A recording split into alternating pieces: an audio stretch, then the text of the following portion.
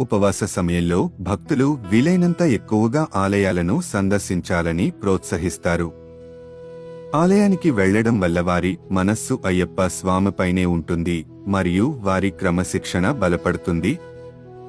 ఆలయంలోని భక్తి వాతావరణంలో మనం సాధారణ ప్రార్థనలు చేయాలి, చిన్న మంత్రాలు జపించాలి మరియు కొంతసేపు మౌనంగా కూర్చోవాలి.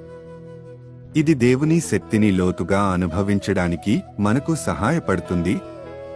ఆలయం అనేది ఒక శక్తివంతమైన ప్రదేశం. అక్కడ మన హృదయం ప్రశాంతంగా ఉంటుంది మరియు మన మనస్సు స్థిరంగా ఉంటుంది.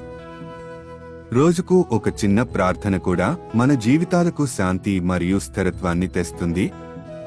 మనం ఒక ఆలయానికి వెళ్ళలేకపోతే ఇంట్లో దీపం వెలిగించి ఆ స్థలాన్ని ఆలయంగా పరిగణించాలి. మన ఇంట్లోని పూజా స్థలాన్ని చాలా పవిత్రంగా ఉంచుకోవాలి. ప్రతిరోజు అయ్యప్ప స్వామిని సందర్శించడం, అది ఆలయంలో అయినా లేదా ఇంట్లో అయినా, దేవునితో మన బంధాన్ని మరింతగా పెంచుతుంది. ఆలయ సందర్శనలను రోజువారీ అలవాటుగా చేసుకోండి. అది మనకు బలాన్ని, స్పష్టతను మరియు దైవిక కృపను ఇస్తుంది.